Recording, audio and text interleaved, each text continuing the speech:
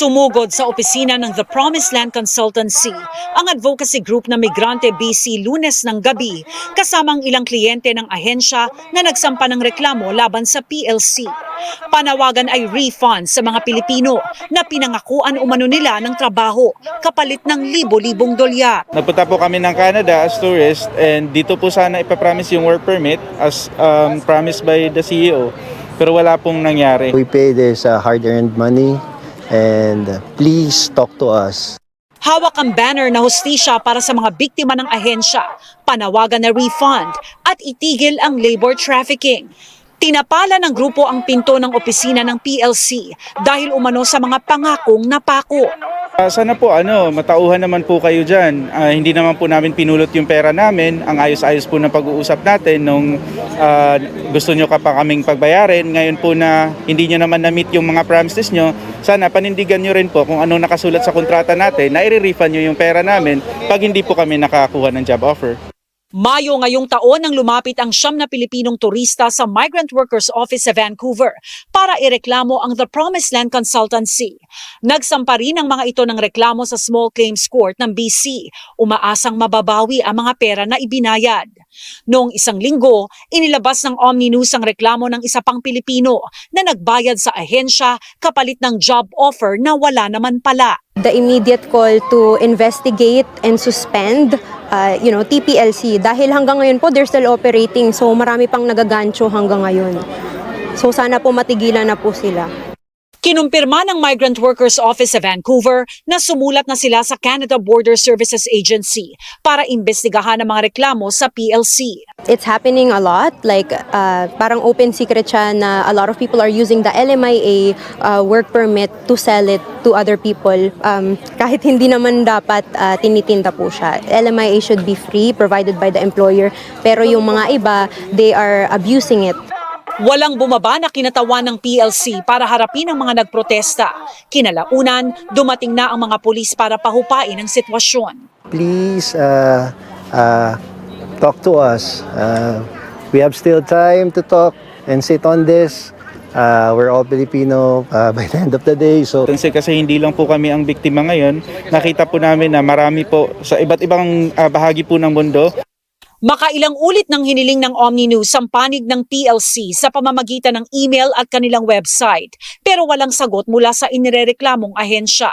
Pero sa kanilang pahayag na inilabas noong Hunyo, mariing itinanggi ng PLC ang akusasyon at sinabing sila ay lehitimong ahensya sa Canada. Marami na sila anilang natulungan at may polisiya sila sa refund na pinirmahan ng mga kliyente. Rhea Santos, Omni News, Vancouver. Samantala, kinumpirma ng Canada Border Services Agency sa Omni News na nakarating na sa kanila ang mga reklamo laban sa The Promised Land Consultancy. Anila para protektahan ang integridad ng investigasyon. Di raw nagbibigay ng komento ang CBSA sa status ng anumang kaso. Di rin daw nila kukumpirmahin kung may aktibong investigasyon ba sa isang individual o kumpanya. Gayunpaman, hinikayat ng CBSA ang sinumang apektado na makipag-ugnayan sa CBSA Border Watch Line 1-888-502-9060. Yan, good evening mga kamama, pauwi na tayo pero syempre kahit na pauwi na tayo at matutulog na tayo mga kamama, may mga pag-uusapan tayo ngayong araw na to. Actually, upo muna tayo dito bago tayo umuwi. Na ano nyo naman doon sa balita, yung sa Omni News na may 9 na Pilipinong nagrarally sila. So humingi sila ng tulong na sana mabigyan ng pansin yung nire-request nila na makakuha sila ng refund dun sa PLC, yun sa agency na pinag-applyan nila dito sa Canada, kasi wala talaga kasi daw papel na kasiguraduhan na magkakaroon sila ng lamia. So parang ang dating is na-scam sila. So parang pinaglalaban nila na sana wala nang maloko pa o magancho pa yung agency na yon. Kalimutan ko pangalan, PLC siya yon. So yun na yon. Promised Land Consultancy. Ayun. Yun yung pangalan ng agency na binabanggit ng mga Pilipino na katulad yung nakarang kay Sir Joso Jr. yon. So ngayon may mga kasama siya, 9 na tao na yung nandun mga kamama para humingi ng mga nagrereklamo. So sabi nga nila, kasabihan nila is yung Lamia nga naman daw is libre naman talaga mga kamamaw. So syempre may nangyayari nga na ganito ngayon, may mga parang labor trafficking na parang yung Lamia ngayon is parang nabibili na nga daw. Yun yung mga bali-balita na parang imbes na libre naman talaga. So ngayon, para syempre kakagatin ng mga Pilipino yun, kung sino man yung mga gusto makarating dito sa Canada na babayaran nila yung Lamia, magkaroon lang silang chance na magkaroon sila ng work permit. So ayan mga kamama, yung Lamia is for work permit talaga siya. So mamaya i-explain natin lahat yan ng malinaw, tsaka at the same time may mga kwento rin tayong sasabihin sa inyo about dun sa Lamia tsaka dun sa SINP. So ayan mga kamama, so sana matulungan o mapaayos at makaripan sila ng pera nila, dahil hindi naman din biro-biro mga kamamaw yung nagastos nila para makarating dito. Si Sister Josie Jr. is parang sabi niya nakarang 7,500 Canadian dollar, diba? So ayan, may mga kasama na siya, tsaka talagang maganda na rin na gumawa na sila ng action para wala na nga namang maloko yung agency na yon. Pero sabi nung sa agency, narinig nyo naman sa balita na marami na silang natulungan, marami silang napapunta dito. So hindi natin talaga exactly alam kung ano ba yung nangyayari, which is nagpo-focus lang tayo mga kamamaw kung ano yung nababalitaan natin, i-share ko sa inyo mga kamamaw. So ayun, sana may mapaayos na, at the same time sana wala nang mabiktima pa, dahil napakahirap mga kamamaw. Lagi kong iniisip kung ilalagay ko yung sarili ko dun sa sitwasyon na yun. Napakahirap mga kamamaw, parang kumbaga binabagsakan ka ng yung pangarap mo bigla na lang bumagsak, na parang hanggang dito na lang ba. Pero syempre mga kamamaw, alam naman natin ng Pilipino, we know Pilipino na talagang palaban, talagang talagang bumabangon yan sa pagkabagsak ba o pagkadapa. Yun mga kamamaw, ganyan ng pagkakakilala natin sa mga Pilipino. So wala katang ko, medyo malamig. Hindi tayo nagpark. Ito lang pala ako nagpark. So ayan mga kamamaw, may mga istorya kasi mga kamamaw na ang kadalasan dito na may makakilala ka, usual yung mga sabi natin is parang mga visitor lang ba, or mga wala pang permanent resident. Kasi kadalasan may mga tatanong sa'yo, dyan ba sa trabaho mo is nagbibigay ba ng permanent resident? Which is, isipin mo mga kamamaw, kung i-analyze mo, mali yung tanong nila. Kasi ano ba talaga ang processing ng pagkuha ng permanent residency? Ito i-explain sa inyo mga kamamaw, based sa knowledge na meron ako. Ayan, based sa knowledge na meron ako mga kamamaw, paliwanag sa inyo. Sana ang aim ko lang ay makatulong. So buksan na muna natin itong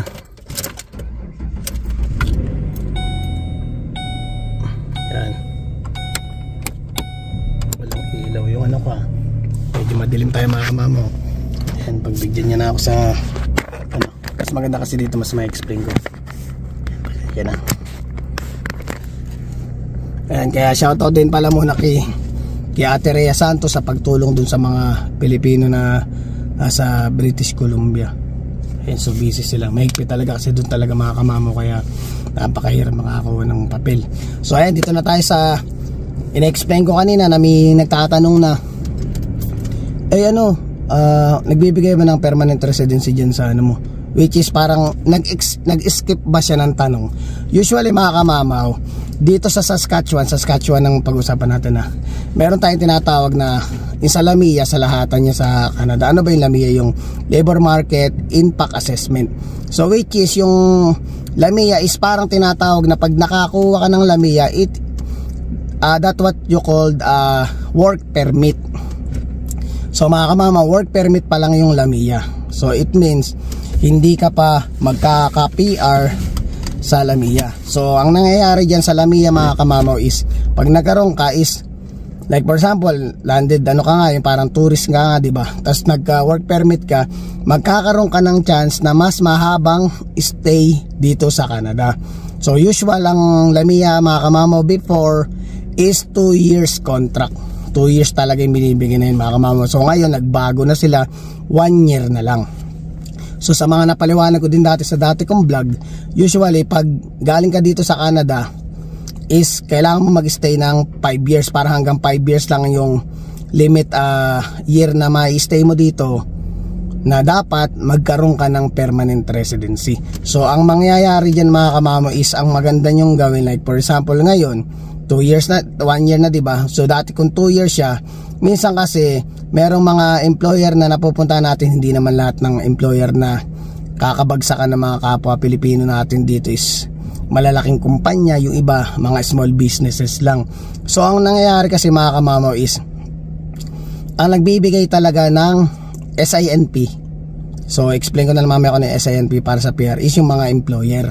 So automatic yan, nagkaroon ka ng work permit, LAMIA, diba? 2 years yan. So minsan nangyayari, hindi pa talaga nakakakuha ng SINP o hindi ka talaga mabibigyan ng SINP ng employer mo. So i-renew mo na naman yung work permit mo. So from the past na mga ilang taon, 2 years siya, so i-renew na naman ng 2 years, so 4 years ka na dito. So isipin mo, kung 4 years ka na, sabihin natin, na-extend yung pag-i-stay nyo, pero hindi ka 100% sure na magkakaroon ka ng permanent residency.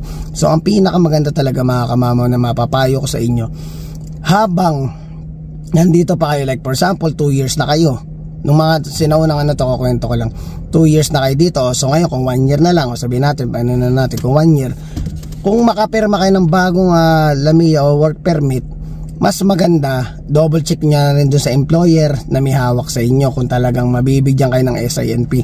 Yung SINP, explain ko sa inyo muna. Yung SINP po ay dito sa Saskatchewan, which is Saskatchewan Immigration Nominee Program. So yun. So yun yung chance na magbibigay sa inyo ng permanent residency. Yun ang isa sa pinaka requirements para makapag-apply ka ng permanent residency dito sa Canada. Dito yung sa Saskatchewan ewan ko lang kung anong tawag dun sa ibang probinsya. So yun na.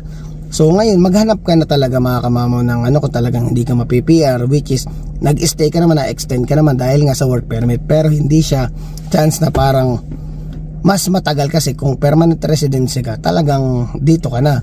Ang kasunod kasing step nun is citizenship na. So yun na ka na, na-extend ka na naman ngayon. So ngayon 1 year na lang, diba? So ngayon pa-expired na, tapos in-extend ka uli ng employer mo, nabigyan ka uli ng SINP, so na-renew na sa isang taon pa. So ngayon double check nyo na dun sa employer nyo kung mabibigyan kayong chance magkaroon ng SINP. So kung wala, maganda mga kamamo, maghanap-hanap ka na habang nagtatrabaho ka sa employer mo. Samantalahin mo na yung length na binigay sa'yo na extension, maghanap ka na ng iba trabaho. Pero nandun ka pa rin sa trabaho mo, huwag kang alis dun sa employer mo. Baka imbis na mag-stay ka ng 1 taon is parang papauwi ka pa ng maaga. So magpaalam ka rin sila, sabihin mo, tatry ko habang nagtatrabaho sa'yo, baka pwedeng maghanap-hanap ako. Parang kumbaga alam mo naman ng mga Pilipino dito is talagang hindi mawawala din yung respeto na tinatawag, diba? So ayun, hanap-hanap ka na dun sa magbibigay ng papel. Di at least bago siya mag-expired, makakahanap ka agad ng employer na magbibigay sa'yo ng SINP. So ayan, sa SINP kasi yun yung chance mo, yun yung chance na hinihintay mo. So yun na dapat ang tamang tanong talaga kung may magtatanong sa'yo na nagbibigay ba ng papel o ganito, nagbibigay ng papel work permit. Pero hindi siya exactly pag sinabi nagbibigay ng papel is IPPR ka na. Baka mamaya nga lang yan, LAMIA lang yan. Usually kasi mga kamamo, sa mga employer dito sa Canada, at least alam ko ata, lalo na dun sa mga natrabahuan ko sa Berry Barn dati, parang every November ata nagbibigay ng LAMIA. So sa LAMIA ata parang usually ang bibigyan ka conforme based dun sa talaga nung mo, sa kailangan talaga nung hindi ko alam po ilang percent yun So 10% na ata, 10% na ata ngayon. Kunyari ka, kung ilan ang 10% nung employee na nagtatrabaho doon ibabase kung ilan ang makukuha mong LAMIA.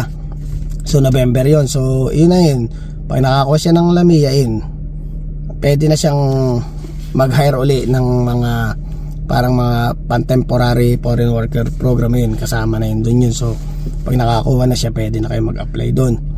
So yung ganun lang naman ang diskarte ng mga employer. So syempre hindi naman din lahat nabibigyan ka ng chance na magkaroon ng tinatawag na chance na magkaroon ng permanent residency. So ngayon nga nagkaka ano nga, dati kasi nung panahon ko wala akong naririnig na yung Lamia binibili o binabayaran ng ano, pero syempre siguro sa hirap talaga ng buhay, hindi naman natin din masisisi yung iba bakit kinakagat nga yung mga ganun chance. Syempre sino ba namang hindi gusto, lalo pag ang pangarap mo ay makarating dito sa Canada, kakagatin mo talaga yung mga kamama. Pero nung panahon ko libre, even honestly sa agency sa Pinas nung nasa Mercan ako.